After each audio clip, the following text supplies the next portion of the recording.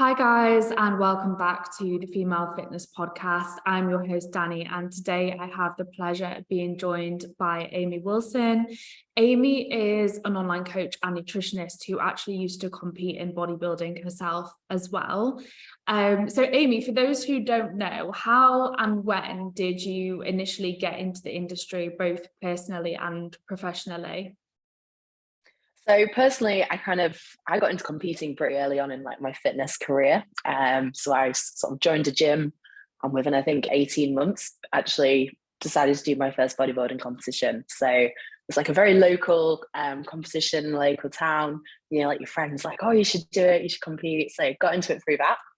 And then professionally, actually got into sort of fitness industry much later. So probably about 4 or 5 years after my first bodybuilding competition. I was previously a teacher, so I used to teach primary, and things happened in my life where I kind of just sort of reassessed and decided it maybe wasn't a career that was something I was really passionate about.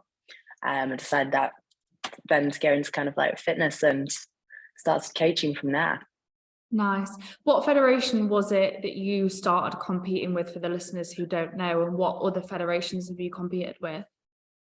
So my first show, I don't even know if it was like part of a real federation. My first proper federation show was NABA, and then went into, so then I did NPA and then PCA as well. And then later on went into the NPC. Nice. And from a coaching perspective, did you start on the gym floor or did you go online straight away? So I actually kind of went online initially, and I was very much sort of coaching competitors, people who wanted to sort of do photo shoots, get into a prep. And then from that, I actually took a step back and I decided that I really wanted to kind of nail the basics. Got a real interest in like anatomy. So I actually took a step back and went back onto the gym floor. So I then worked on the gym floor solely for probably 3 or 4 years before then going back onto online. I think I was online coaching, but I kind of felt like I maybe didn't have the experience that a lot of coaches gain from gym floor. Yeah. And just kind of thought that actually taking a step back, removing myself from online and really getting a really good idea of training and how to help people one-to-one before going back online. Yeah, I hear you on that. Did you enjoy your time on the gym floor, and do you feel like it served you well from a coaching perspective? Yeah, I loved it. I absolutely loved one-to-one gym floor work. Did you work gym floor previously? Yeah, I did. Yeah. I loved it. I just felt it was almost, it's very exhausting on my body. I actually started to pick up like injuries, like I hurt my neck, I hurt my back. And it got to the point where I was like, God, I can't go to work because I've got these injuries. But yeah, and obviously you're moving heavy weights all day, very exhausting on my body. And then you're kind of limited as well to the amount of people that you can work with. Yeah. Because obviously there's only so many hours a day. Everybody wants the pre-work and the after work slots. And it very much kind of limited the amount of people that I was able to sort of access and help. So that was part of my transition to online as well. Yeah, 100%. Yeah, I personally started on the gym floor with Pure Gym in 2015. And I worked there for a few years, then worked at Ultraflex, well, when it was Iron Athlete. And moved online at the end of 2018. So I definitely feel as though my time on the gym floor served me really well when it came to online coaching. And I'm really glad that I started that way. Yeah, definitely. I think I think for me, because I work with a lot of people who are relatively new to training. So I think trying to help those people just as an online coach, if I didn't have that gym floor experience, is almost quite difficult. Yeah, I hear that. And so when you first started training personally, what was your initial goal and what was your reason to start training? Well, I was always into fitness as a child, kind of was on every sports team, went to university, took 4 years away from any kind of training, finished university and gained obviously a bit of weight from that. So I don't know if you've heard of it, like the 5-2 fast diet. Yeah. So I did that, lost a lot of weight, but I remember just looking in the mirror and I'd always had like quite a lot of muscle to my physique. I'd always had quite a lot of shape, and I was just like, God, I just look really skinny. I just felt for the first time in my life, I was like, I'm just very straight up and down. I'm very skinny. So I decided to join a gym. So from there, I kind of got into the weight training. And I think for me, if I'm quite good at something, then I enjoy it. And I kind of went, oh, okay, like I'm actually quite strong. I build muscle quite easily. And then for me, kind of that's what everything kind of picks up from. Yeah. And that's how I kind of got into bodybuilding and like the muscle building side of things. Did you start with a coach pretty much straight away, or did you just sort of like do your own thing for a while? No, so I actually prepped myself for my first 2 shows. Which to be honest was probably the best thing you could, well, best and worst thing I could have done. Yeah. Because you kind of I learned a lot of things not to do. But for me, like I learned just so much through doing that. And it was only actually, so on my second show, I didn't place. And I remember like all the girls who had placed, they all had the same coach, which was Dan Welburn. And I was like, right, okay, I know what I need now. Like that's obviously the key to doing well in competing. So that's, yeah, it was after that point when I actually had my first coach. Before that, I'd always just kind of gone into the gym and figured things out and trained with friends and gone from there. That's cool. And so like when you started competing, did you have sort of, was that your own decision? Where did the incentive to get into bodybuilding come from? I think for me, it was almost a little bit of peer pressure. Like everyone was like, come on, you should do it. It would be good. Like it'd be an experience. So I think from that, it was kind of other people's expectation of me. And then for me, I'm just very competitive with myself. So I think once I did one show, I think I placed second. I was like, oh my God, like I'm obviously quite good at this. I wonder if I can do another one and come first. And then didn't place. And I was like, right, okay, like I know I can do better than that. So I think for me, it wasn't I particularly wanted to do bodybuilding. It was that I wanted to kind of do better and improve and just sort of learn more about how my body responded as well. Yeah, I think bodybuilding attracts a lot of people like yourself who are quite competitive in nature, and that's definitely why Definitely. I got into the industry as well. Like similar to you, I was always into sport from like quite a young age, and I think when you have that mindset, it's definitely attractive to get into something like bodybuilding because it's like the next thing to channel that competitive sort of element of your personality, so to speak. I don't know if you found it as well, but I also found so I didn't start competing until I was about 23, 24. But I think when you kind of hit that age as well, like your access to team sports, your access to everything else like that is very limited. Yeah. So there's kind of not as many other things that you can do to kind of have that competitive output as well. Yeah, definitely. Or it's like, it's almost seems like it's more limited, but really you just have to be more intentional about into it. Oh yeah. Like I play netball now, but I had to go actively seek that out, whereas before just wasn't something I'd really think about. And bodybuilding you can kind of just do in your own little world without actually going to a specific like facility or anything like that. Yeah, just easy to seek out online, learn everything you need to. And then I think as well that the online bodybuilding community is then something that you get involved with. Exactly. And it's only growing, like it's only getting bigger and bigger. So I think that's definitely sort of an element of why a lot of people are attracted to it, because they feel like they're part of something.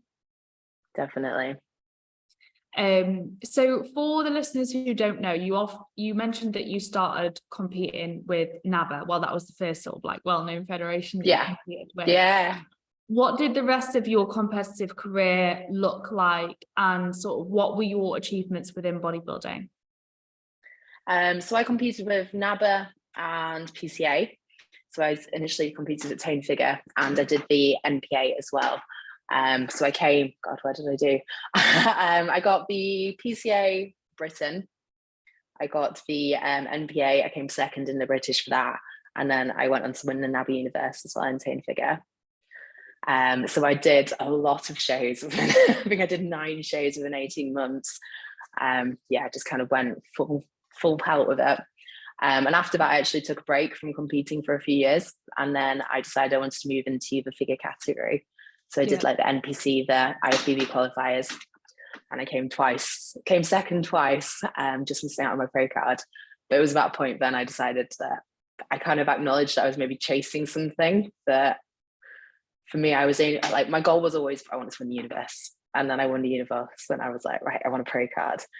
But then I think when I got so close to getting my pro card, I was like, well, I'm not, now I'm going to be like, well, I want to come to, I was never going to be satisfied. I think I kind of acknowledged that. So just kind of got to the point where I went, right, okay, what am I chasing here? Yeah. It's so good that you came to that realization though, because it's so easy to get carried away with like just setting the next goal and then the next goal and then being in this endless process. And then before you know it, you've almost sort of lost yourself a little bit in it. 100%. I remember it was actually when I stopped competing, and somebody I know who's a coach, and he was like, you don't have to be like Amy the bodybuilder. He was like, just because that's what people think you are, like you can be Amy who does other things as well. Like, but I think sometimes it's so easy to get that like perception of yourself, and that's what people expect me to do. And everyone's messaging on Instagram being like, oh, when are you competing again? It's a weird cycle in that sense, I think, for sure. Yeah, 100%. And so when was the last time you actually stepped on stage? I think it was November 2018. So I've been a long time retired now. Yeah. When was your last one? It was 2020. So I took the year off before that. And then, my last season was 2020. But it feels like a long time away now. How did you find stopping competing? I knew that it was something that I had to do. I sort of, obviously it was difficult to step back from that because it was a huge part of my identity. But I just got to the point where I felt like I'd given absolutely everything to the sport. And I was like, actually, like, what am I doing this for? And I just had this realization of the fact that it was taking a lot more from me than what it was offering me. And it wasn't really in line with my values and like the way I wanted my life to look anymore. So that was when I was like, right, I need to take a step back from it. And initially I just did it sort of without announcing it, without telling many people about it, other than like my really close friends and my coach. And then sort of like let it lie for a few months and was like, it's definitely the right decision for me to move away from it. So then that's when I started like telling people. Yeah. And how did people respond to that? Did you get a lot of like, oh? Some people were like, I even had some other coaches messaging me like, you were, why are you stopping? Like, you could have easily got your pro card. And I was like, but what for? Like, do you know what I mean? Like, what is that really going to offer me? It's just going to be then the next goal and then the next goal. And like, I just knew that it wasn't the right decision for me to continue. So I stuck with my gut, but a lot of people were extremely supportive. There was just obviously like you were saying, the bodybuilding community, it is quite like intense, and you will get like, I still, for a long time after I took a step back from competing, I still got people saying, so like, when are you next going to compete? Are you ever going to return to the stage? And I was like, no, like, it's actually a final decision. And everyone's like, but maybe in a few years. And I was like, but no. And they're like, but in a few years you might change your mind. And you're like, no, I don't think I will. But it's a funny one. And so why was it that you actually decided to stop competing? Was it just that realization of the fact you were chasing something and that was going to be a never-ending pursuit, or was there more to it? So that was definitely a factor for me. And then also, so I have had like I had a period of illness between competing. So actually between doing the 9 shows in sort of 2015 to 2016, and then competing again in 2018, I actually got like an autoimmune disease. So I was quite unwell. I went traveling to Australia and I actually developed like autoimmune encephalitis, which is basically, it's an autoimmune disease where I got sick, something had passed into my blood-brain barrier, and my body actually starts to attack my own brain because it was trying to fight the infection which had got into my brain. So I was really unwell. I was in Australia in hospital for a month, was in an induced coma for 10 days, wasn't able to eat, wasn't able to talk, wasn't able to walk. And I think for me, the reason why I actually went back into competing after that was kind of because I felt really lost. Like, I was traveling, I had to come home, I wasn't allowed to work. I wasn't allowed to drive. I kind of felt like I needed something. And for me, like the gym had always been that thing that given me purpose. But I think then actually when I had competed my prep again, I had competed again, I kind of went, you know what, like enough's enough. Like you've got to kind of understand the toll that things do take on your body. And I know like my parents were really, really worried when I was competing again. Like everyone around me was very scared about what would happen with my health. And you just kind of go, it's not fair. And everyone else put them through this as well. Yeah. Do you feel like you getting so unwell gave you a different sort of perspective and made you realize like how important your health is? Oh yeah, absolutely. And I think as well, like I know we talk about like the bodybuilding community, and I do have a lot of good friends who supported me through that time. But at the end of the day, like it's your friends and family who are there for you. Like people who are in that community, you get very close to certain people, but at the end of the day, like you've got to remember who the people are there that really support you. And I think for me, I also realized like how much I kind of like I'd miss friends' birthdays, like I'd like gone to weddings and refused to join in for things. Like I'd told my parents like I'm going on holidays, and actually having an experience like that, you kind of go, God, like there's a lot more else to life than like staying at home and eating your chicken and rice and going to the gym. And I kind of felt like it wasn't fair on the people around me anymore to have me in that position where I was withdrawing and I wasn't getting involved, and people had given me a lot through that time that I kind of felt very selfish, sort of carrying on with it as well. And I think like it's so common within bodybuilding for people to preach that you should sort of like surround yourself with like-minded people and all of that side of things. But ultimately, I think what I found anyway is that a lot of the people in the bodybuilding community, they support each other because of obviously the similar interest of the sport and the fact that their lifestyles are very similar. But then once you move away from bodybuilding, it's like actually those people, a lot of them probably aren't going to be there. And like that's okay, but it's important, I think, to actually nurture the friendships and relationships that you have outside of bodybuilding so that they are still there when you move away from the sport, and so that you have got those really valuable connections that are real true connections and not dependent upon your participation in the sport. Yeah, definitely. And like I still have a few very good friends who people I met through competing, but it's funny, they've actually also moved out like away from competing as well. And like we'll meet now and we'll talk. And I think once you've had some distance from the sport as well, we've kind of identified there was maybe reasons why we were doing it. Say like issues with like eating disorders or like drugs or like addiction, where people maybe use competing as a mask for that as well, which I think sometimes it can kind of draw people in, and you're all very much on a similar level because you've kind of got these other issues that you're all masking a little bit with bodybuilding. Yeah, 100%. I found the same. And sometimes you don't realize that until you actually take a step back. Like you can't have that perspective on it until you're out of the situation.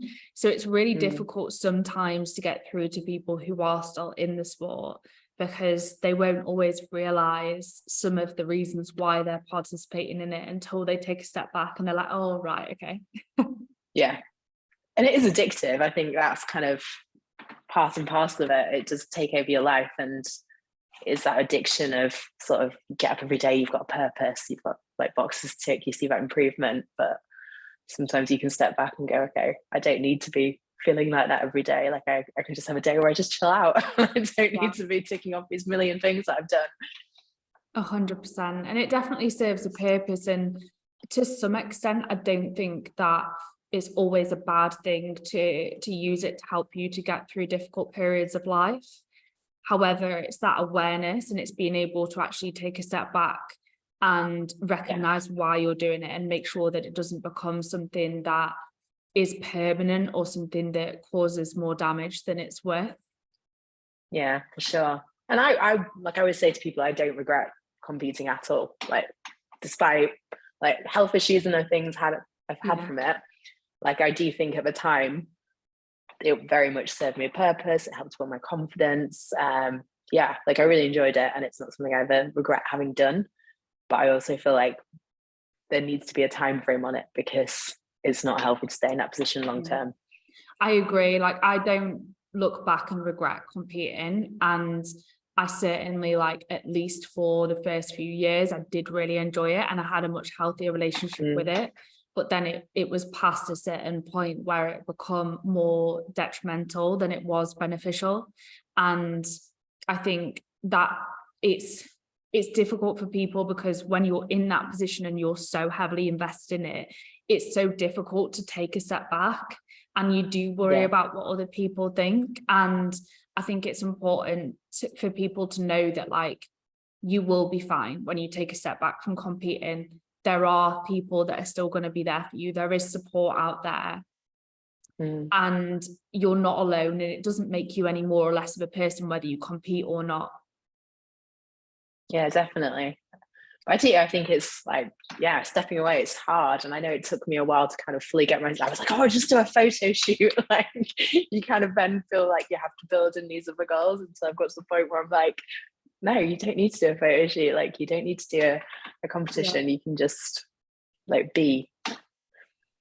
And you spoke a little bit about health, sort of what negative health effects, both physical and psychological, did you personally experience as a result of extreme dieting?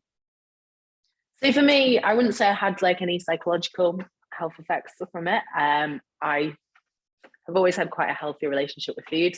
I've always kind of, like, I grew up in a very healthy household. Like, my parents have always been my dad used to be a professional sports person. My mum's very into healthy food. So I feel like I always kind of went into it as a quite balanced mindset in that sense. But I have had quite a few negative health impacts, like physically. So immediately when I was competing, I just didn't have a period for, God, probably 4 or 5 years, since starting training until finishing competing. Probably it took me a year to then regain my period. I think the first period I had after competing in November 2018 was in December 2019. And for me, I was kind of aware of it, but it wasn't, I don't know, I think coaching's developed a lot since then as well. And I'd never like badmouth any person that I worked with as a coach, but I think it just wasn't something that people were really as aware of then.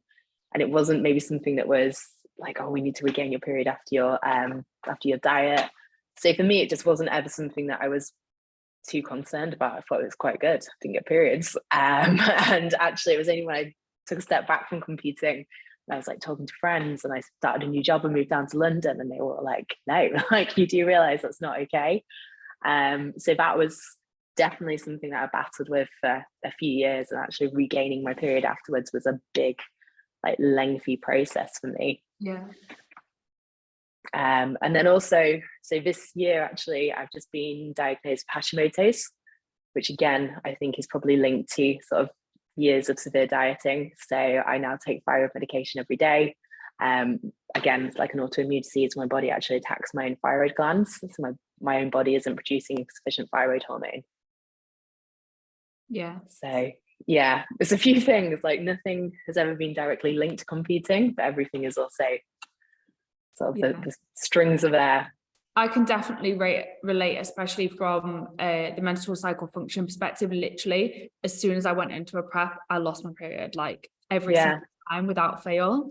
No matter what I did, like no matter how quote unquote sensible I was about the process, I always lost my cycle as soon as I started a prep. And I think it's so good now that people have an increased awareness of the negative effects of that and why we should try and prevent it. But I almost think in a way it's created sort of like a false expectation of the fact that competing can be healthy, when in reality it's still, even if you try and minimize the negative health effects as much as you possibly can, it's still never going to be healthy because of the extreme that you're pushing your body to. And I think it doesn't, I don't know, I have friends who also have never lost their cycle during competing, but doesn't mean that being in that calorie deficit is healthy for them. Like, I think just because the physical signs aren't there, it makes it then even harder to kind of understand that it's not great for you. I actually remember I went to the doctor's once when I was like 6 weeks out from a show, And I think I had tonsillitis or something, went to the doctors, just want some antibiotics. And he was like, okay, so you do realize you've got anorexia? And I was like, oh, no, like, I'm just doing this. I do bodybuilding. Like, he was like, no, but you're severely underweight. And I was like, yeah, but this is on purpose. Like, I'm doing this on purpose. And I think for me, that was like the first time I'd ever been in, and somebody being like, yeah, but this isn't normal. Like, you do realize this is not okay what you're doing. Yeah.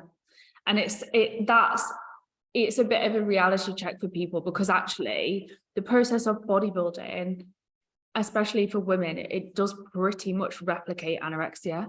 Yeah. So that in itself means that it does attract a lot of people who do struggle with eating disorders and disordered eating. Yeah. Because it can almost be a bit of an excuse for them to behave in a certain way, in a disordered way. Yeah. 100%. Which is crazy. And on the thyroid function perspective as well, like, I also know quite a few other people in the industry who've sort of come away from competing that also struggle with their thyroid function. I did in 2019. And luckily I didn't have Hashimoto's. I just had suppressed thyroid function, and I did manage to recover it. But I know that Did you manage to do that naturally without medication? Yeah, in the end, I basically stripped back, like, for a long period of time. I stripped back training. I obviously came out of deficit. I was literally training like 2 or 3 times a week, and I didn't feel like I could train any more than that. Like, it was crazy. I just felt absolutely battered. And my estrogen was also low, which will have contributed to that. But then just sort of like spent a long time away from a deficit and recovered everything and got myself back into a better place, luckily. But I know a lot of people that are in your situation that still have suppressed thyroid function as a result of, well, it's hard because you can't say like, oh, extreme dieting definitely caused this. Yeah. But there's obviously links, and thyroid function does become suppressed as a result of being in a calorie deficit. Like, we all know that. So yeah, I think again, it's a bit of a reality check for people of like, yeah, this might not happen, but there is a potential that this could happen as a result of you putting your body through this. And it's not something that a lot of competitors consider when they're actually going through the process of competing.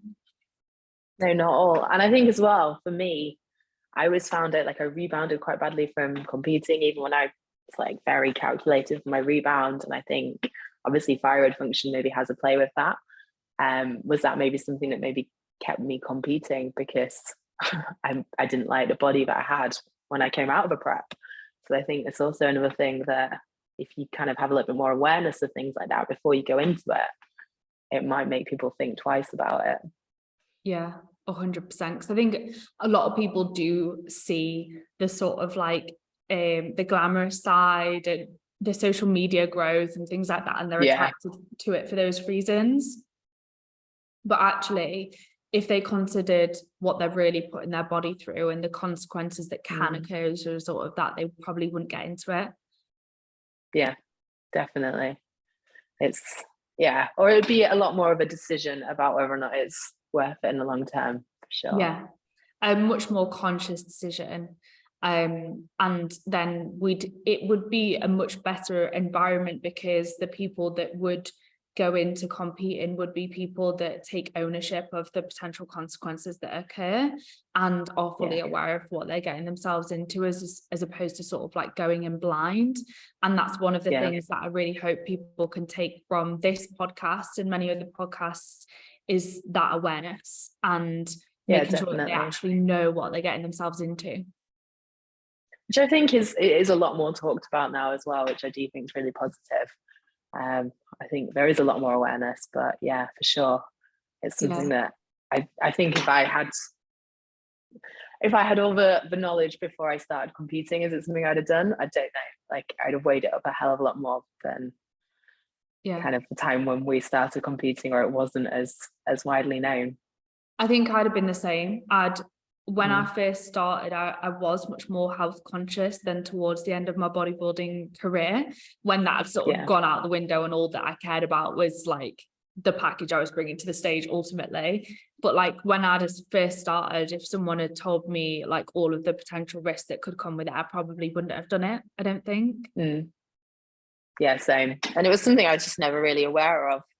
I actually remember it was when we competed in the NAB Universe, and there was a lady called Monica Brandt who was competing. She'd like previously competed in the Olympia. She was a lot older. We were all sort of in our 20s. I think she was early 40s. And I remember sitting backstage and she was telling us all about how she can't have children. And they, like, me and my two friends was competing with, were a bit like, oh, like, wow, okay.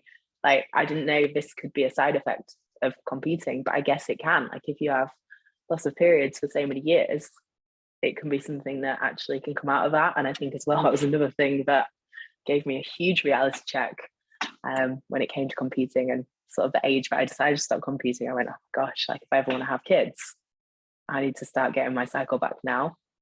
Yeah. And when it came to regaining your cycle after moving away from competing and restoring health, what was it that you did in order to do that? So I actually, one of my friends gave me, I don't know if you've heard of her, Stephanie Buttermore. Is it Stephanie Buttermore? Yeah. And she does the going all in on her YouTube. So I know for me, I'd tried, like, I brought myself up to back to maintenance. I reduced my training intensity. I wasn't training as often. I was like, right, I'm eating at maintenance now. And I've been doing that for about a year, but it hadn't come back. And then I was talking to my friend, she's actually a doctor, and she was like, no. Like, watch this YouTube series. So I got obsessed with this YouTube series. But for me, it was like the logic. And I know there's a phrase that she uses about, like, when you've dug a hole, everyone thinks they can just stop digging. Yeah. But she was like, no, you've got to fill the hole back in. And for me, that just meant that I had to regain weight. So I had to gain, gosh, I think I gained like 10 kilos and gained quite a lot of body fat with it. But that was the thing that actually triggered my cycle to come back, because even though I'd been eating at maintenance, I hadn't actually had enough excess body fat in order for my body to kind of kick back in and say, okay, like, it's a safe environment in which we could grow a child. Which I remember I was actually working at a gym whilst I was doing it, and I was very, like, self-conscious about, oh gosh, like, you can't be the fat PT, you can't be the person who's being, like, seen to gain weight. But I had a lot of really good friends who supported me through it, and it was one of the best things I did from an appetite perspective as well, because before that point I was just always starving. Like, I was always so hungry. And when I did gain that excess body fat, and when I did get my cycle back, that was also the point in time where my appetite just finally, like, came under control after years and years. Yeah, I think that's a really good point that people often don't consider, is that, like, obviously one of the reasons we lose our cycle is not just because of body weight, it's also because we're in a state of low energy availability. So we have very limited energy available for bodily functions. So then to restore menstrual cycle function, we don't just have to meet our energy requirements, we have to exceed them. So we have that excess energy available to restart those bodily processes. And that's what people don't realize. Yeah, I like I said, I was eating at maintenance for a year. I thought I was doing the right thing. And it was only actually when I went into going, right, okay, I'll do anything to get it back, and gained the body weight, that things did sort of trigger again. Yeah. And just for reference, you mentioned you gained sort of like about 10 kilos. Obviously, we know that there's one size fits all with that. But was that like, that was after competing? So that wasn't from your stage weight, that was from like after. So I did do one photo shoot. So I think I was probably about 6 kilos over my stage weight when I started doing that. But yeah, I gained around 10 kilos, which I was very worried about doing. But actually, like, the YouTube series I watched, she's very good about kind of reassuring, gain body fat. But then actually, once your body kind of reaches homeostasis, it comes off quite easily. Obviously, when your metabolism's working properly again, your hormones are back in place. For me, I don't think I actually actively dieted in order to lose that 10 kilos again. It kind of just came off naturally over the next 6 to 12 months, which was something that I'd never experienced. I was that person. For you to lose 2 kilos, I used to go out and do 2 hours of cardio a day and eat 1,000 calories. So I think that was another sort of big learning curve for me, that when your body functions properly, actually fat loss becomes a hell of a lot easier as well. Yeah. And was that even, did you even lose that like overshoot weight, so to speak, whilst you had impaired thyroid function? Yeah. Yeah. That's crazy. Yeah, That's I interesting. know. Yeah. I think just from being active and kind of getting back into training again, and I'd always eaten healthy. I'd stopped overeating, sort of just came back to maintenance, and yeah, my body just kicked back in. For me, Yeah. it was something that I think my hormones always made losing weight quite difficult. And actually, once my estrogen levels were restored, my cortisol levels came back down. Yeah, my body just played ball, so to speak. Yeah. I think that's a really, really good message for people to hear about how like sometimes you will, when you're recovering from extreme dieting, whether that be due to just chronic dieting throughout your life, or whether it be a competition prep or a photo shoot prep, Yeah, sometimes you will have to gain a little bit more body fat than you might expect in order to recover properly, but it will likely subside again afterwards once hormone function and your overall health is restored and you're in a better place both mentally and physically. yeah, definitely, definitely. And like I said as well, I think my hunger and my appetite was something that like settled down when my body worked properly as well. So I just didn't have that same impulse to eat that I always had. I think, I don't know if you ever had it after competing, but I just used Yeah. to be starving. I was like, Yeah. I was just that person who could eat and eat and eat. Yeah. And when you went all in, so when you followed that approach, did you track your food or did you No, just, no? no. So I was specifically told not to track, because I think for me, tracking would always, I'd be like, oh yeah, but I won't go above 2,600 because that's just really greedy. So no, I still focus mostly on eating like good quality food, single ingredients, make sure I had like plenty of protein, making sure I'm having enough fats. But also it's very much about like listen to your body. If you're hungry, eat. So Yeah. yeah, I was very conscious not to track at that point. And what did your training look like at the time, Amy? I actually pulled my training back. So I was probably training 3 times a week, just full body, like GBC. Whereas I'd always previously done like a body part split. Yeah. Just walking, yoga, nothing too intense was always what I was told to do. Yeah, I think again that's a really important point for people to realize, especially those who are still in the bodybuilding industry, because often they'll Yeah, go into like an improvement season or recovery phase, but they'll have the mindset of like, I still need to push really hard, so I'm trying to gain muscle yeah, tissue. Whereas actually, to fully recover, we do often have to pull back from training to intensity, and we have to pull back on formal cardio and give our body a little bit of a break. definitely. Because otherwise it's just fine. You're just like fighting yourself. You're not getting anywhere. Yeah. And ultimately, you have to restore health if you want to adapt in the best way possible to your training anyway. So if you want to see as much Yeah, progress as you can with muscle tissue development or fat loss, you need to restore hormone health. definitely. Yeah. I think it's just about getting everything in sync, isn't it, really? And Yeah. just making sure you're kind of in that spot where things are all working correctly. And so what does your training and nutrition look like now? So I'm probably the most relaxed I've ever been with my training and nutrition. I don't actually train to build muscle anymore. I kind of just train to maintain. So I generally train weights 3 to 4 times a week. Usually do 2 lower and then 1 to 2 upper sessions a week. But I play netball once a week. I go horse riding most weeks. I do yoga once or twice a week. And I just walk, to be honest. I think for me, I've kind of reached a point where building muscle, like, it's nothing to do with I don't want to be aesthetically as big. It's just I just think my body doesn't recover as well from it. Like, I'm 32 now. I go and do a really heavy hard leg session and it can ruin me for a few days. And I'm walking around and I'm going, why have I done this to myself? Like, why have I voluntarily pushed myself into the ground? So yeah, so I train, I still push, but I don't like maybe write myself off as much as I previously did. And then nutrition wise, I do actually track again. So I do use my fitness pal. But part of the reason why I do that is always as well to make sure I'm eating enough. And ever since like losing my period, regaining my period, I'm actually very, very conscious of my fat intake, because I do find I naturally veer to like a lower fat, higher carb diet.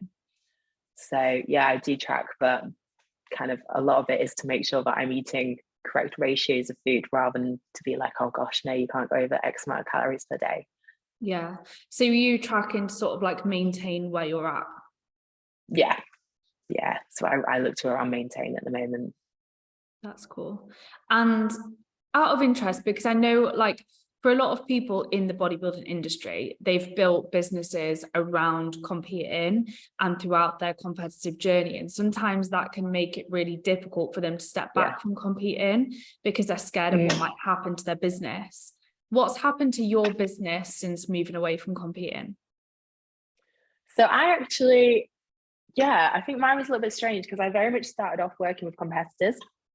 But then when I moved away from online coaching and moved to a gym floor, I actually worked with a lot of people who maybe a little bit older, new to the gym, people who kind of just wanted to get into that healthy lifestyle that they'd never had.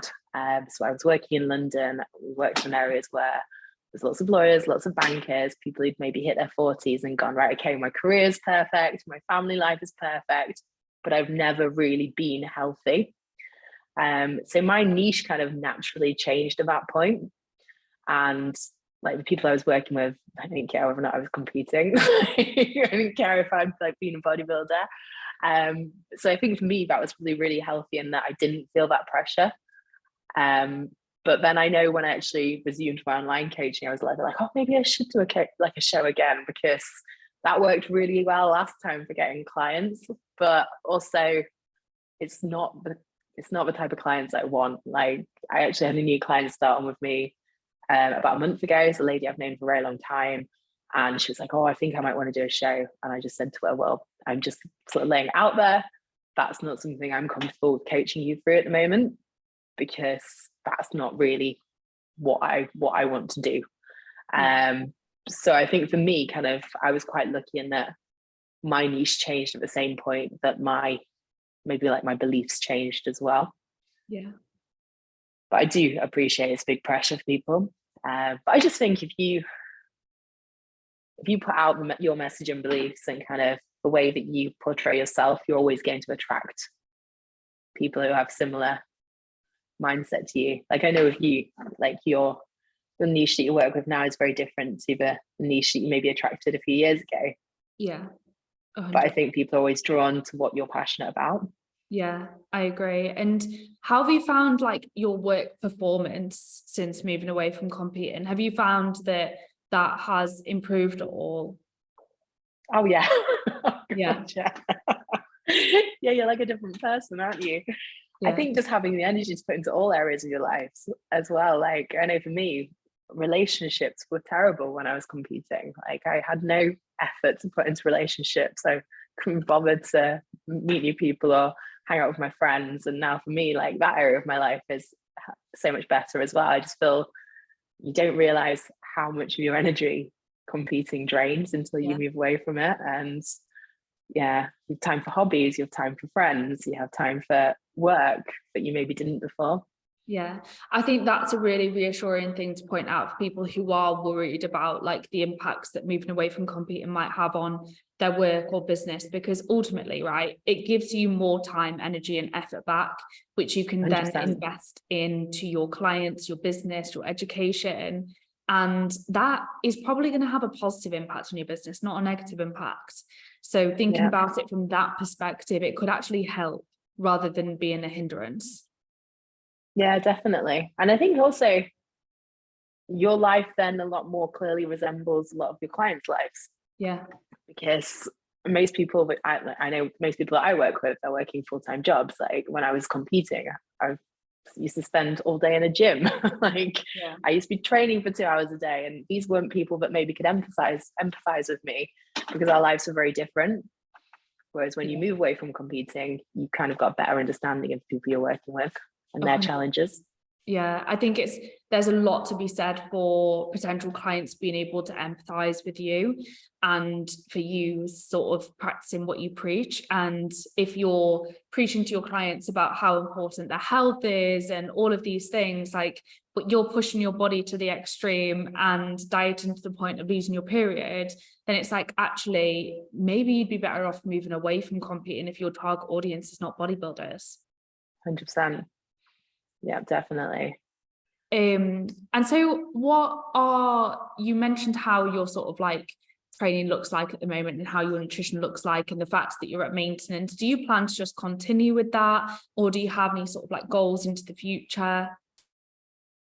I don't know. I keep setting goals and then being like, I think for me, and it's something that I always sort of preach to my clients, is that my awareness of the sacrifice and my awareness of kind of, I might want to be 5 kilos lighter, but am I in a position where I'm willing to make that level of sacrifice to get there? So yeah, I think for me, kind of, I'm always very conscious of how does my life look? How will my life look if I'm pushing into a fat loss phase? And actually, is that how I would want my life to look? Or am I happier maybe sitting a few kilos heavier than I'd ideally like to be? But no, I think for me now, I train mostly for like my mental health. I train obviously as well to like maintain a physique for my business. I do feel like it is important, whilst you don't have to be stage lean, or whilst you don't have to be photo shoot prep. Photo shoot lean. I do feel like it's important to kind of live the lifestyle that I'm promoting. But for now, I'm just training to be healthy, training to keep my body happy. Yeah, I love that. I think it's like you said, you do have that increased awareness once you've pushed your body to that extreme of what it actually takes, and the sacrifices that come with it. And if you're happy, you're performing well, you're functioning well, it's like, why change anything? 100%. Yeah, definitely. And is there anything that you still struggle with now at this point, sort of years after pushing yourself to the extreme? I think for me, my only thing is I do still get, I don't know if it's guilt around not training, or I don't know if it's actually the mental health side of not training, but I do feel like if I don't train for a week, like I've just been on holiday with my friends to Thailand, my friends don't train. So I think I trained once in the whole week we were away. I always feel a little bit, I'm like, do I feel guilty? Do I feel on edge because I've not been training and I've not had the outlet? But I think, yeah, for me, I do always have that kind of, I should be training in the back of my mind. Yeah. And I think that's often as a result of like, obviously it was years that you competed, and it becomes training becomes such a huge part of your life, right? You know, it's almost every single day when you're competing. And so it's going to feel weird then moving away from that when it's been such a large part of your life, and like every single day revolves around your training. To then remove that is going to feel like you've got a big sort of hole to fill. Yeah, like you're missing a limb. Yeah, and it's definitely something that I personally can relate to as well, especially coming from a sporting background. Like, sport has always been something in my life. Training of some kind has been in my life since I was about 12. So then obviously if that's removed, I definitely feel a bit like a part of me is missing. Not so much that I'm getting better in terms of my relationship with it and feeling more at peace when training is removed. But there's definitely still a part of me that's like, okay, I don't feel quite right. Yeah, 100%. That's me. It's almost like I always think, is it because I feel guilty, or is it because I'm always on edge? Because like at the end of the day, like training is a mental release for me as well. It's a time when I'm on my own, I have time to think. And I often wonder, is it just a kind of that me time that I'm even missing sometimes? Yeah, I can relate to that 100%. I think it's almost, you don't want to feel dependent upon it being there. Like, you should be able to be okay without it being there. But at the same time, appreciate the benefits of being able to train. Yeah, 100%. But not feel like stressed or anxious when it's not there. I think that's probably a healthy relationship. Getting that delicate balance. Yeah, exactly. And it's easier said than done, right? And so if anyone's listening to this, Amy, who is struggling with their own health after pushing their bodies to the extreme, maybe they've done like photo shoot preps or contest preps in the past, what would your advice be to those people? I think just seek out help. Always like speak to people around you. If you feel like you're struggling from a health perspective, I would say go to the GPs and actually push for support, because I know that was something that I really struggled with for a long time. I was going and saying something's not right, and people are like, oh well, you're trying to have a baby, does it really matter if you don't have a period? Things like that. But I just think kind of yeah, just have confidence in yourself and know what's right for you. Yeah, I love that. And out of interest, Amy, just to backtrack a little bit, do you know when you were diagnosed with Hashimoto's, how did you know to sort of investigate that? So it was actually, so I live out in Dubai at the moment. And it was actually when I moved to Dubai. So as I mentioned previously, like I had like menstrual issues quite a long time, and I had always had like really painful periods. But Dubai is private healthcare, so when I'd gone to the doctor in the UK, it was always brushed off like, oh, it's fine, period pains, whatever, kind of get over it. Whereas when I went out here, it was very much like, oh, okay, no, that's not right. We need to look into this. So I was investigated for PCOS, fibroids, and had scans only about a point where they were like, right, okay, we should probably do some blood tests. And that was when it was identified. So yeah, I was very lucky in the sense that it was picked up through other issues. Yeah. But I do wonder if I'd been in the UK, it probably would never have come to a head. Yeah, you have to really advocate for yourself over here. And I think for anyone listening, like, don't be afraid to push for things, or obviously if you can afford it, going down the private route is always a great option, but it's just expensive for people. Oh yeah, for sure. But I know, I always felt like I was just being disregarded in the UK, but yeah, I don't know. oh, it's I do suppose I know. And I guess when there's nothing, so I know like my younger sister, she has got PCOS, and she is in a lot of pain with it. So it kind of got to the point for her where it was like unmanageable. So you've no choice but to go back. But for me, I was kind of like, maybe I'm just being a little bit dramatic, you know, when you kind of then talk yourself down in your head, until you get someone who acknowledges it and takes it further and listens. And what advice would you give to anyone who might be thinking of getting into competing, in terms of what considerations should they make? I think just making sure it's right for you. I was actually very lucky. So when I started competing, it wasn't on Instagram. It wasn't like a Instagram thing. It wasn't as glamorous. Like I remember rocking up to my first show and it was in like some community hall, and it was completely the opposite of glamorous. So that wasn't something that came into play for me. But I think just think about why you want to do it. Think about who you're trying to, like, are you trying to validate yourself? Are you trying to get attention from it? Is it something that you actually want deep down? And then I think as well, just having about the impact it's going to have on other areas of your life. Are your family and friends supportive? And is it something you've actually discussed, like the level of sacrifice, the stress on your body? Because I know for me with my family, that was something that actually was really alarming to them. And just kind of making sure people around you are, one, supportive, but also prepared to kind of see your body change in that way. Yeah, definitely. I love that advice. I agree. I think it's really important for people to, like, nothing against bodybuilding if people decide to get into it for the right reasons and they're doing it for themselves and they know what they're getting themselves into.